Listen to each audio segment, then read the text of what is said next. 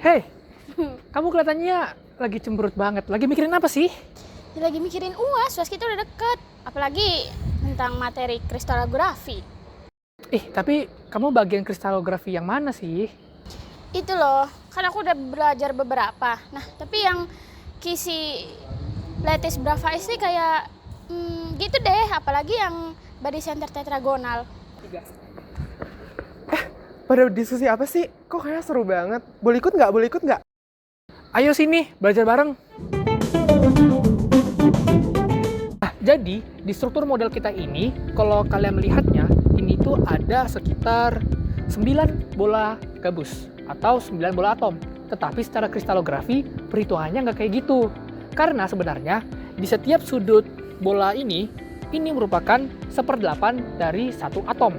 Sedangkan pada tengah ini merupakan satu keutuhan bola atom.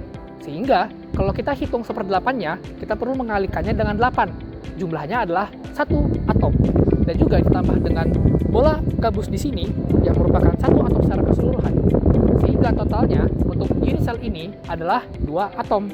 Jadi secara kristalografi jumlahnya hanyalah 2 atom. Tetapi kalau secara visual dari struktur ini ada 9 bola gabus.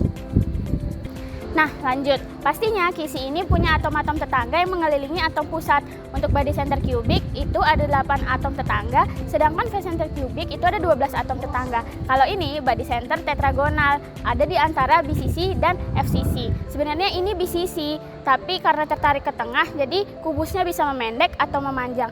Nah, karena itu, misal rasionya benar akar 2/3 dari tinggi kristal dan sisi alasnya. Nah, itu jumlahnya ada 10 atom. Karena jumlahnya 10 atom dan ininya berbeda, pasti jumlah atom-atom tetangganya nggak sama. Maka dari itu, BCT ini ada di antara 8-12 atau BCC dan FCC. Nah, dalam kristal BCT ini terdapat 3 vektor kisi nih yang saling tegak lurus, yaitu 2 vektor dengan nilai yang sama, ada A dan B, serta 1 dengan nilai yang berbeda, yaitu C. Dikarenakan nilai A dan B itu sama, maka hanya ada 2 vektor kisi yang independen, yaitu A dan C. Nah, dalam kristalografi ini juga, nilai A dan rasio C/A digunakan untuk memodelkan kristalografi dengan 2 kisi yang berbeda. Nah, jika diketahui nilai A dan rasio C/A-nya, maka dapat diketahui juga nilai C serta nilai keseluruhan geometri tetragonal. Nah, dalam struktur kristal BCT ini tidak ada nih parameter kisi yang ideal yang bisa diturunkan secara matematis. Karena ketika C sama dengan A, maka struktur kristal tersebut jadi sama dengan BCC. Namun ketika rasionya terdapat nilai-nilai tertentu juga, hal tersebut mirip dengan FCC. Sehingga untuk pengukuran BCT sendiri harus diukur secara langsung untuk mengetahui rasio idealnya. Nah, karena tidak adanya nilai kristal atau kisi kristal yang ideal, maka tidak ada juga nilai APF yang universal seperti BCC dan FCC. Tetapi jika diketahui nilai A, nilai C, serta jari-jari atom, maka nilai APF dari BCT dapat diketahui dalam struktur kristal tersebut. Nah, APF atau Atomic Packing Factor didefinisikan sebagai perbandingan antara volume atom dalam sel tersebut dan volume sel tersebut.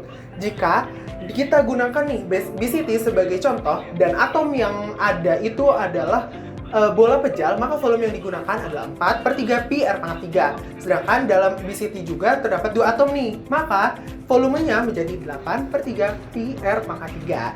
Nah, jika volume sel dari BCT adalah A kuadrat kali C, maka APF yang digunakan untuk mendefinisikan nilai BCT adalah 8/3 pi R⁻3 per A kuadrat kali C. Tahu nggak sih material apa yang punya struktur BCT ini? Nah, ada martensite. Martensite ini terbentuk pada baja melalui proses quenching, di mana struktur kubus BCC-nya itu terdistorsi menjadi tetragonal karena ada atom karbon yang terjebak di dalamnya. Nah, inilah yang membuat baja menjadi keras. Selain itu, struktur turunan BCT juga bisa ditemukan di indium dan timah putih.